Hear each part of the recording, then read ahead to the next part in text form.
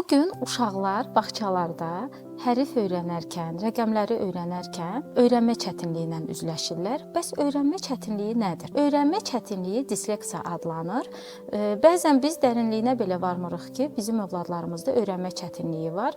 Üzləşdiyimiz problemlərdən ən çoxu uşaq rəqəmləri yazarkən, hərfləri yazarkən düzgün yazı bacarıqlarından istifadə etmir. Bu zaman uşaq anlamır sanki bizə gəlir. Lakin bunun altında çox böyük problemlər gizlidir. Disleksiyadır bu. Amma hər yazını düzgün yazmayan uşaqda disleksiya adlana bilməz. Çünki disleksiya psixoloq tərəfindən diaqnoz şəklində qoyulur. Bunun üçün müxtəlif testlər vardır. Bəs disleksiya nədir? Şəxsin zəkasının yerində olmasına baxmayaraq, istedadlı olmasına baxmayaraq, riyazi biliklərin yerinə yetirilməsində, oxumada, dinləmədə hər hansı bir çətinliklərlə üzləşirsə, bu neyrobioloji bir pozuntudur. Bunun adı disleksiyadır. Bugün məktəblərdə və bağçalarda disleksiyadan əziyyət çəkən bir çox uşaqlar vardır. Bəs disleksiyanın yaranma səbəbləri nədir? Disleksiyanın müxtəlif yaranma səbəbləri vardır. Genetik faktor ola bilər, doğuş zamanı yaranan travmalardan yarana bilər, ətraf aləmin təsirindən yarana bilər, biokimyəvi maddələrin təsirindən yarana bilər. Düzgün qidalanmarıqsa, sağlam qidalanmarıqsa, disleksiya ehtimalı yüksək olur. Əlbəttə ki, bu kiçik yaşlı uşaqlardan söhbət gedir. Çünki ilk uşaqlıq dövründə uşağın bazı olaraq təməli qoyulur. İlk 0-3 yaşda qidalanmanın çox böyük önəmi vardır. Qida yetərsizliyidir, sağlam qidalanmamaqdır. Bunlar hər biri disleksiyanın yaranma səbəbi ola bilər. Bəs disleksiyanın əlamətləri hansılardır? Biz hardan bilə bilərik ki, bu uşaqda disleksiya var? Əgər mətni oxuyarkən ələxüsusda ucadan oxumaqda əziyyət çəkəriksə, dinləyib dinlədiyimizi yazıya köçürməkdə çətinlik çəkəriksə və yaxud da ki, hər hansı bir riyazi bilikləri yerinə yetirdikdə çətinliklə üzləşə biləriksə. Bəzən biz məktəbdə uşaqlar vurma cədvəlini əzbərləyərkən və yaxud hər hansı bir riyazi bacarıqları həyata keçirərkən çətinliklərlə üzləşirlər və biz bunun dərinliyinə varmırıq, görməzdən gəlir. Öyrənə bilmir bəzən deyirik. Bəlkə həmin uşaqda disleksiya problemi vardır, xüsusi öyrənmə çətinliyi vardır. Bu zaman biz valideynlərlə əməkdaşlıq edib övladımızı psixoloqa yönləndirməliyik ki, müəyyən testlərdən sonra aid edə bilək ki, övladımızda və yaxud da ki, sinifdə, bağçada, qrupda olan uşağımızda öyrənmə çətinliyi varmı? Öyrənmə çətinliyinin özünün növləri vardır. Disleksiya, oxuma çətinliyidir. Bu zaman uşaqlar oxumaqda çətinlik çəkirlər. Disqrafiya yazı yazma çətinliyidir.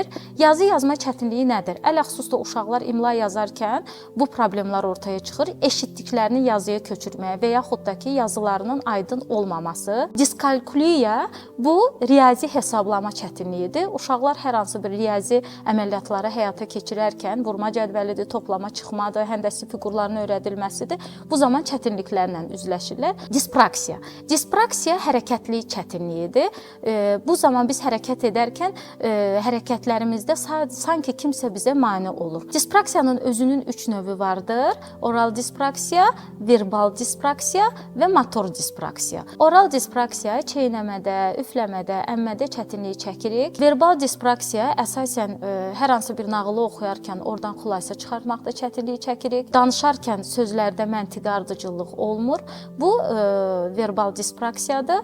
Əsas ünsiyyət nəzərdə tutulur və motor dispraksiya. Motor dispraksiya hərəkətlərimizdə daim hərəkət edərkən çətinlik çəkiriksə. Əgər övladımızda disleksiyadan şübhələnmişiksə, ilk öncə nə etməliyik? Disleksiyadan şübhələnmişiksə, ilkin diaqnoz çox önəmlidir. Çünki biz əgər disleksiyanı ilkin dövrlərdə müşahidə etmiş olsaq və bu diaqnoz olaraq övladımıza qoyulsa, və bunda biz övladımıza yardım edə bilərik.